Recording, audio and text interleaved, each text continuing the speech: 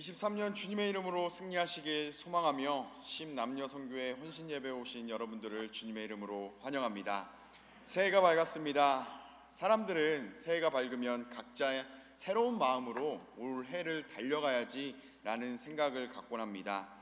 저도 작년 12월에 기도를 하면서 올해는 어떤 기도 제목과 또 어떠한 마음으로 보내면 좋을까라는 고민과 기도 시간에 빠지게 되었습니다. 그러다가 제가 20년도와 21년도에 했었던 기도 제목을 한번 되돌아보았습니다. 저의 20년도 기도 제목은 하나님, 저의 무릎이 낙타 무릎이 되게 하여 주옵소서. 그리고 21년도 기도 제목은 송파에서 하나님을 가장 사랑하는 사람으로 남게 하여 주옵소서. 22년도 기도 제목은 제가 올해 4월쯤에 한번 말씀드리도록 하겠습니다. 여러분들은 어떠한 마음과 어떠한 사명을 품고 23년을 달려가고 계십니까? 올해 우리 교회 표어는 성령의 이름으로 찾아가서 권면하고 수용하는 교회입니다. 우리 교회의 전체적인 사역의 초점에 맞추어 이 시간 우리의 생각을 새롭게 하고 우리의 마음을 단단하게 다시 한번 더 붙잡으시는 사랑하는 임마누엘 교회 성도님들과 심남녀 선교회 여러분들이 되시길 소망합니다. 저는 개인적으로 사도행전을 읽으면 읽을수록 그 마음속이 뜨거워집니다. 그래서 20년도에 청년들과 처음으로 묵상한 성경이 바로 사도행전입니다.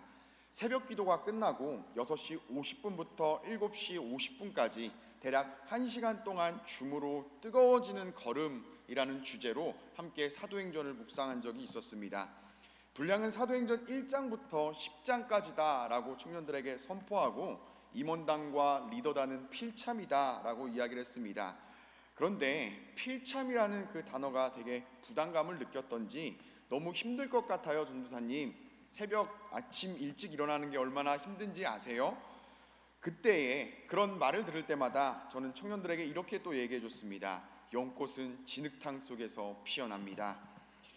그렇게 사도행전의 묵상이 시작되었고 10장까지 목표로 했었던 분량은 8장까지밖에 가지 못했습니다.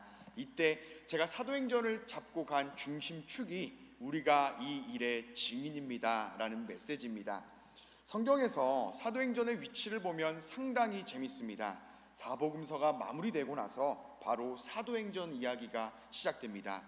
복음을 들은 사람, 예수 그리스도의 부활을 보고 그것을 경험한 사람의 스텝은 바로 사도행전입니다. 그런데 이 복음 증거가 주를 이룬 이 사도행전을 천천히 읽어보면 한 가지 의문이 듭니다. 왜 나는 이렇게 복음 증거에 약한가 라는 생각입니다. 그렇게 곰곰이 생각하다가 약한 이유는 많이 해본 적이 없고 또 습관화되어 있지 않구나 라는 것을 깨달았습니다. 그리고 하지 못하는 다양한 이유를 내놓습니다. 요즘 시대에 전도하면 욕먹습니다. 저는 전도보다 각 한 사람 한 사람 양육에 집중되었으면 좋겠어요 라고 말합니다. 여러분들, 그런데 우리가 자세히 한번 생각해 보면 피자를 먹을 때나 짜장면을 먹을 때나 치킨을 먹을 때나 도우와 토핑을 따로 먹지 않고 면과 짜장면을 따로 먹지 않습니다. 전도 따로 양육 따로 진행되지 않습니다. 성경을 보면 사도행전 2장부터 이러한 증언이 시작됩니다. 하나님을 찬미하며 또 온 백성에게 친송을 받으니 주께서 구원받는 사람을 날마다 더하게 하시니라. 아멘. 제가 임마누엘 교회 처음 부임하자마자 집중한 것이 바로 학교 전도입니다. 서울의 학교는 예민하다, 서울 학교 전도는 정말 위험하다라는 이야기를 들은 상태에서 학교 전도를 준비했기 때문에 참 수많은 걱정이 있었습니다. 내가 경비원한테 쫓겨나면 어떡하지?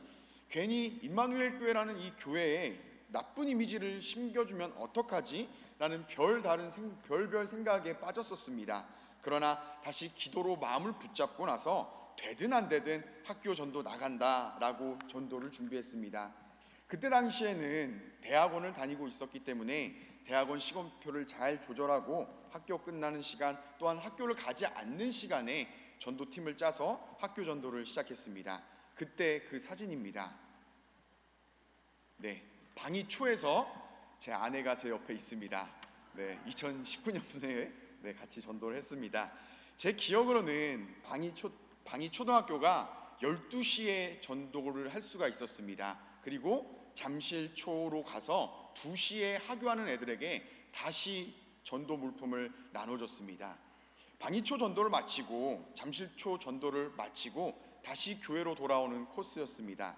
그러면서 이 전도를 준비하면서 기도했었던 내용이 제 마음속에서 설교를 준비하면서 울림 속에 퍼졌습니다. 하나님, 이 전도지를 돌릴 때에 이 전도지가 그 집안에 들어갔을 때 놀라운 일을 경험하게 하여 주옵소서. 또한 이 전도지가 땅에 떨어진다면 지나가는 모든 사람들이 이 전도지를 보고 교회로 돌아올 수 있도록 하여 주옵소서. 참 저 때에도 열정적으로 사역했었습니다. 여러분들의 전도의 사명은 어떠하십니까? 전도에 대해 사도행전만큼 뜨거운 책은 없습니다. 오늘 사도행전 8장을 통해 우리의 식어진 전도에 대한 사명을 다시 한 번 더 일으키시는 사랑하는 임마누엘 교회 성도 여러분들과 신남녀 선교 여러분들이 되시길 소망합니다. 오늘 우리가 함께 나눌 첫 번째 은혜는 하나님은 어떠한 환경 속에서도 그리스도의 증인이 되라라고 말씀하십니다. 오늘 본문 1절 전반절 말씀을 다 함께 합독하시겠습니다. 시작. 그날에 예루살렘에 있는 교회에 큰 박해가 있어. 아멘. 사도행전 8장에 들어가기 전에 사도행전 7장에는 스데반 집사 순교 이야기를 적고 있습니다. 재밌는 것은 성경에서 사도들의 순교보다 집사들의 순교를 먼저 기록하고 있습니다. 여러분들, 스데반이 왜 죽임을 당한지 아십니까? 답은 생각보다 간단합니다. 심령이 완악한 장로들과 강팍한 서기관들에게 바른 말을 해서 죽었습니다.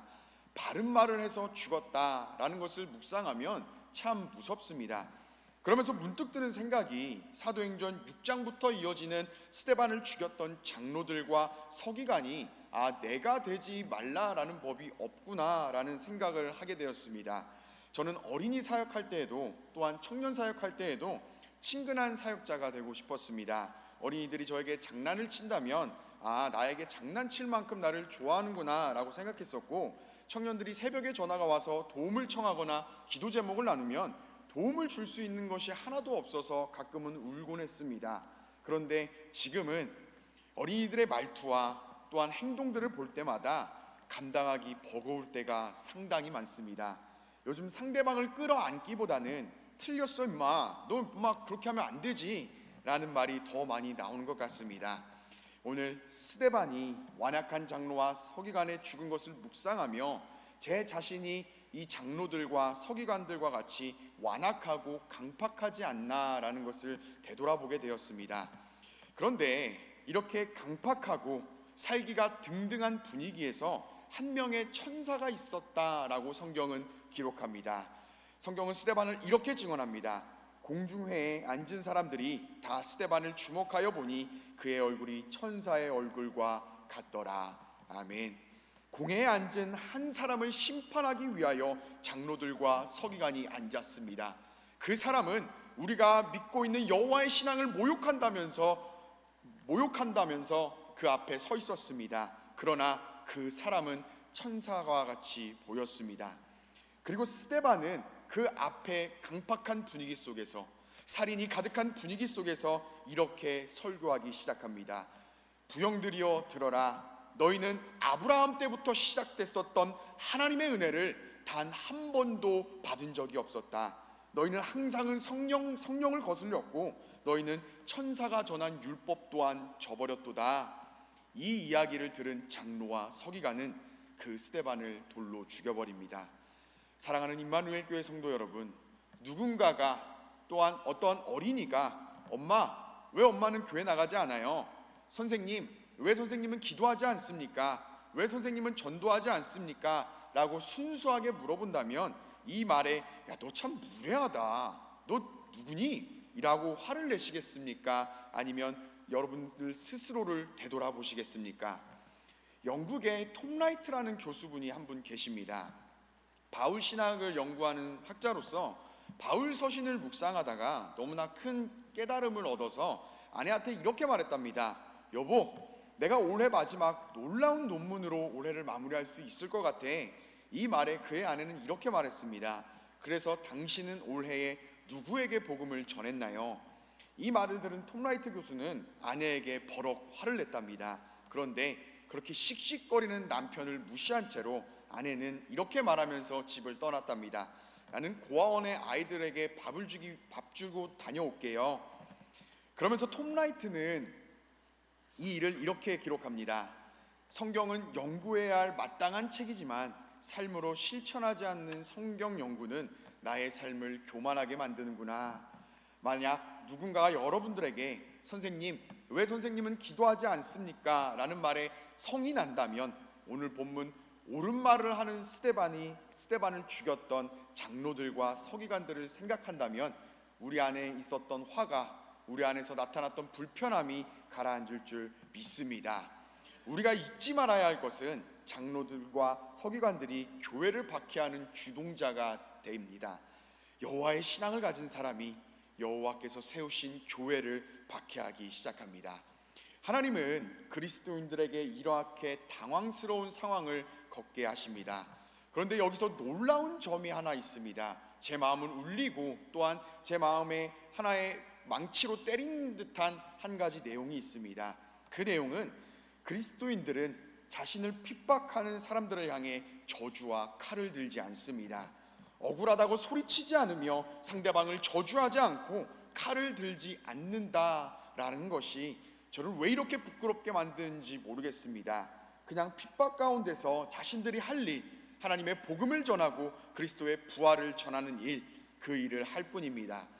왜 하나님은 이렇게 이해가 되지 않는 상황들을 우리에게 허락하실까요?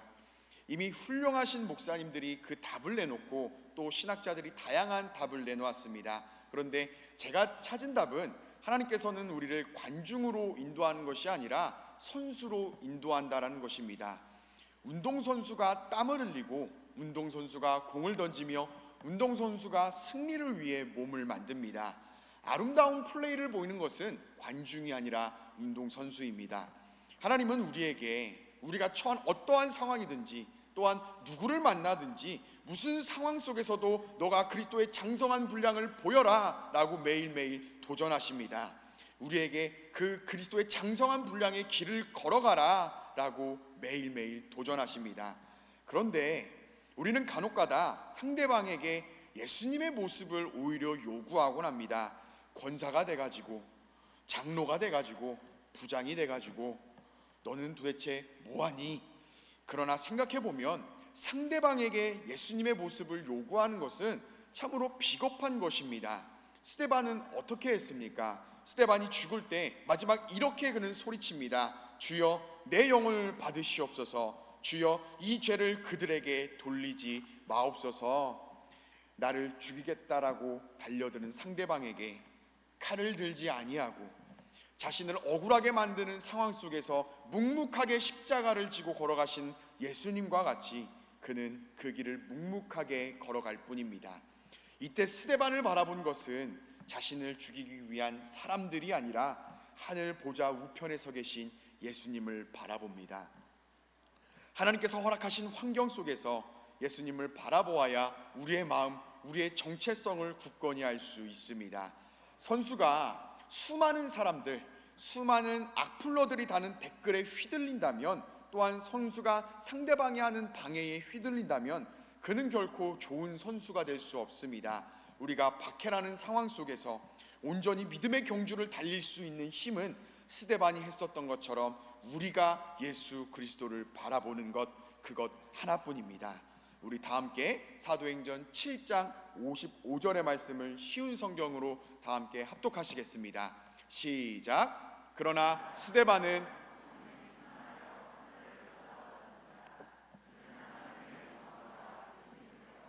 하나님의 오른편에 서신 것을 보았습니다. 아멘. 바라기는 23년도 어떠한 환경 속에서도 예수님을 바라보시어 23년도 표대를 향하여 달려가시는 그리스도의 선수가 되시는 사랑하는 심남녀 성교회와 임마누엘 교회 성도님들 되시길 소망합니다. 오늘 우리가 나눌 두 번째 은혜는 우리는 우리가 할 수 있는 일을 행해야 합니다. 우리 다 함께 1절 하반절과 4절의 말씀을 합독하시겠습니다. 시작. 사도 외에는 다 유대와 사마리아 모든 땅으로 흩어지니라. 그 흩어진 사람들이 두루 다니며 복음의 말씀을 전할세. 아멘. 우리나라는 너무나 복되게 하나님께서 허락하신 놀라운 부흥의 시기를 지나왔습니다. 이 부흥 시기 때에 표처럼 외쳤던 구호가 있습니다. 하늘 보좌를 움직이는 금식기도. 죽으면 죽으리이다. 일사가고 예배에 생명을 걸어라. 참 듣기만 해도 절절합니다. 제가 대전에 있었을 때는 정말 무시무시한 말이 있었습니다. 그때는 은혜였는데 지금 되돌아보면 참 무서운 말입니다. 첫째는 이런 말입니다. 목사나 장로가 되려면 기두굴에 들어가서 벽에 이슬이 맺히도록 기도 훈련을 해야 한다. 둘째는 장로는 집을 바쳐서라도 교회를 지켜야 한다. 셋째는 목사는 하나님께서 주시면 먹고 안 주시면 안 먹으면 된다. 저는 3번은 힘들 것 같습니다. 이 말을 들은 제가 어떻게 했겠습니까? 악으로 깡으로 안양 갈멜산 기도원에 들어가 금식을 들어가게 됩니다. 정말 죽는 줄 알았습니다. 2일째 되면 문득 이런 생각이 듭니다. 그냥 열심히 먹고 그냥 열심히 기도하는 게 더 낫겠다. 그 금식 기도를 방해하는 생각이 떠나고 5일 정도가 되면 물만 먹어도 속에 있었던 게 올라옵니다. 나중에는 예배 장소도 가지도 못하고 그냥 숙소에서 성경 보다가 기도하다가 잠만 자다가 그냥 시간을 보내게 됩니다. 그렇게 기도원에서의 금식 기도를 마무리하고 어머니한테 연락해서 형님에게 미음 좀 보내주세요 라고 부탁을 하고 3일 동안 몸보심에 들어갑니다. 기도 날짜가 지나가게 되고 당시 저를 담당했었던 교회 리더분들이 저를 대전으로 데려가기 위해서 안양으로 왔습니다. 그리고 오리죽을 먹이기 위해서 식당으로 갔습니다. 그때 사진이 이 사진입니다. 네, 참 눈빛이 살아있죠. 네, 우리나라는 이렇게 목사는 무엇을 해야 한다, 장로는 무엇을 해야 한다라는 프레임이 생각보다 많습니다. 어찌 보면 제가 제일 심할지도 모릅니다. 이러한 프레임 속에 갇혀있는 사람이 예수님의 제자들이 죽는 것이 무서워서 예루살렘을 도망쳤다라는 소식을 듣는다면 어떻겠습니까? 아니, 어떻게 예수님의 제자들이 예루살렘을 도망쳐? 죽으면 죽으리이다. 불 속에서라도 들어가서 교회를 지켜야지 라고 말씀하시겠습니까? 그렇게 말씀하신다면 스데반을 죽인 장로들과 서기관과 똑같게 됩니다. 오늘 본문 이후의 내용을 보면 예루살렘을 도망친 빌립의 이야기가 기록되어 있습니다. 그는 사마리아 지역에 복음을 심고 에티오피아 내시에게 세례를 주었습니다. 도망자라고 생각되었던 빌립은 도망자가 아니라 전도자입니다. 우리가 처한 상황 속에서 우리가 해야 할 일은 다른 사람을 비방하는 것이 아니라 하나님의 증인으로 서 있는 것입니다. 어느 곳에 이르든지 무슨 상황을 만나든지 우리는 우리의 겉모습을 지키는 것이 아니라 우리의 존재를 지켜야 합니다. 우리의 존재가 무엇입니까? 땅끝까지 이르러 예수 그리스도의 증인이 되는 것입니다.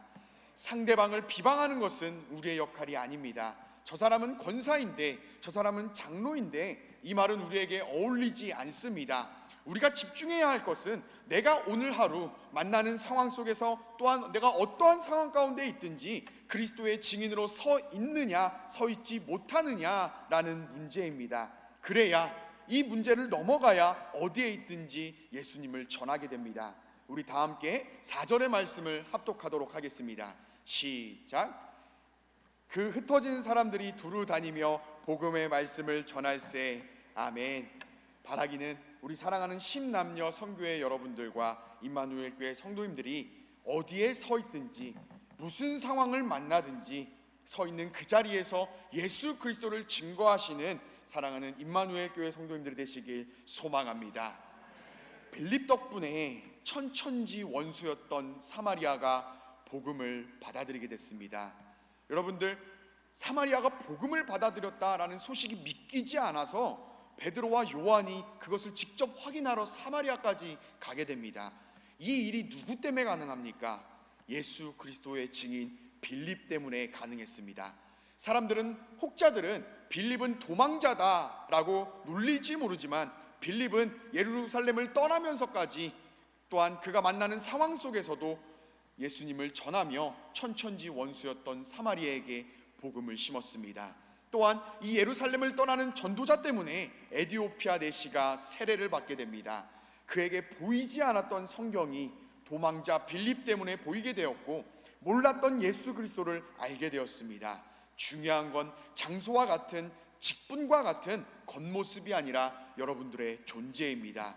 우리는 예수 그리스도의 부활의 증인입니다. 우리가 교회에서 봉사하는 것도, 우리가 각 부서에서 사역하는 것도 예수 그리스도를 더욱더 확실하게 전하기 위해서입니다.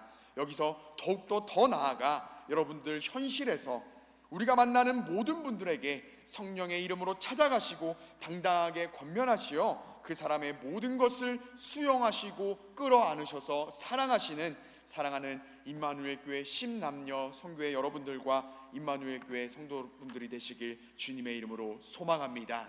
그리하여서 올해 교회 표처럼 날마다 구원받는 성도의 수가 늘어난다라는 사도행적 교회를 꿈꾸는 귀한 임마누엘 교회 성도님들 되시길 소망합니다.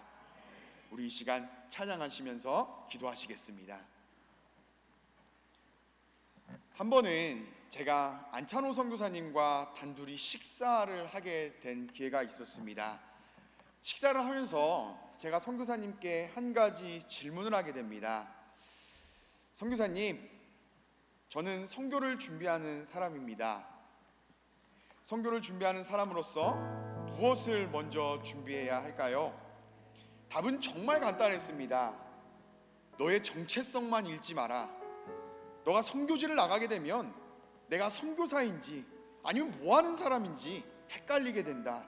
그리고 마지막 이런 말씀을 덧붙이셨습니다. 그러니까 힘든 곳 가서 열심히 기도해. 저는 비자 문제를 해결하기 위해 자격증을 따야 되는지, 아니면 급변하는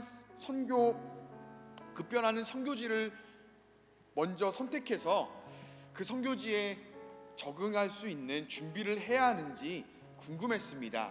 그런데 선교사님의 답은 너의 정체성을 지켜라였습니다.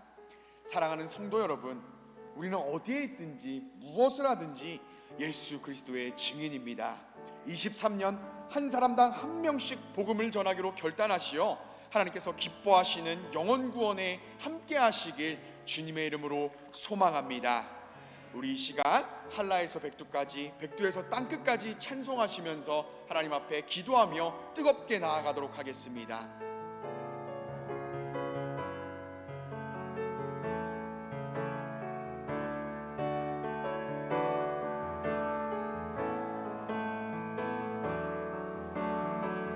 이 땅의 동과 서남과 북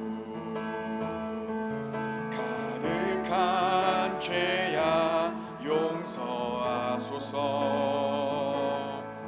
모든 우상들은 무너지고 주님만 높이는 나라 되게 하소서. 이 땅에 지친 모든 영혼 주 예수 사랑 알게 하소서. 저들의 아픔과 눈물 씻는 주님의 보혈 이 땅 치유하소서. 찬양합니다. 성령의 새바람, 성령의 새바람 이 땅에 부어오소서. 주의 영 그 생기로 우리를 다시 살리사 이 땅에 하나님 영광도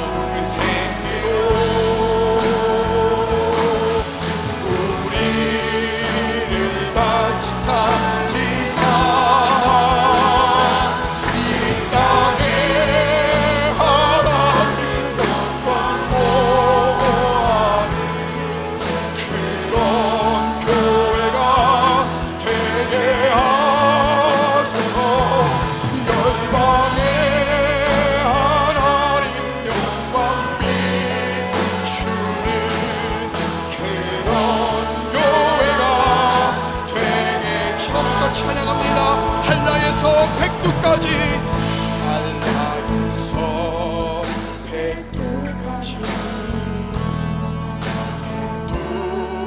백두에서 땅의 끝까지 주님 오시기를 대기하며 주님만 섬기는 나라 되게 하소서. 땅에 주님 교회 위에, 교회 위에 하늘의 생기 부어주소서. 열방을 치유하는 주 백성 주님의 군대를 일으켜주소서. 성령의 새바람, 성령의 새바람 이 땅에 불어오소서. 주의 영 그 생기로, 주의 영 그 생기로 우리를 다시 살리사 이 땅에 하나님 영광로 하리. 그런 나라가 되게 하소서. 열방에 하나님 영광 비추는 그런 나라가. 우리 다시 한 번 더 찬양합니다. 성령의 새바람, 새바람 이 땅에 불어오소서. 주의 영 그 생기로 우리를 다시 살리사 이 땅에 하나님 영광로 하리. 그런 교회가 되게 하소서. 열방에 하나님 영광 비추는 그런 나라가 되게 하소서. 우리 이 시간 기도하기 원합니다.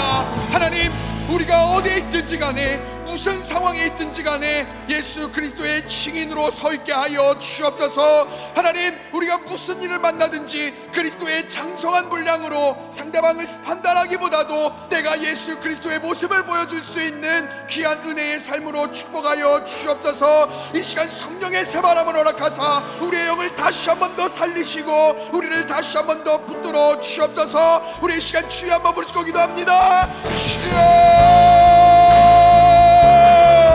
하나님 감사합니다. 아버지 하나님, 그렇습니다. 우리가 누구를 만나든지 우리가 어디에 있든지 간에 우리는 예수 그리스도의 제자임을 잊지 않게 하시고 우리를 붙들어 주옵소서. 그리스도의 증인으로 서 있기 원하오니 하나님 아버지여, 우리 마음 가운데에 다시 한 번 더 세수를 부어주시고 성령의 새바람이 이 땅 가운데에 불어와 우리로 말미암아 하나님의 나라가 세워지게 하시고 우리로 말미암아 하나님의 나라가 더욱더 굳건해질 수 있는 귀한 복음의 주역으로 세워 주옵소서. 아버지 하나님이 우리를 붙들어 주심을 믿습니다. 아버지, 이 땅 가운데에 하나님의 영광이 가득하게 하시고 우리 교회 가운데에 하나님의 영광이 가득하게 하사 아버지 하나님이 우리 교회의 발톱 모든 사람들 가운데에 하나님의 놀라운 은혜를 맛볼 수 있는 귀한 은혜를 허락하여 주옵소서. 여호와 하나님이여, 우리 마음 가운데에 성령을 부어주시고 다시 한 번 더 세수를 부어줄 수 있는 귀한 은혜를 허락하여 주옵소서.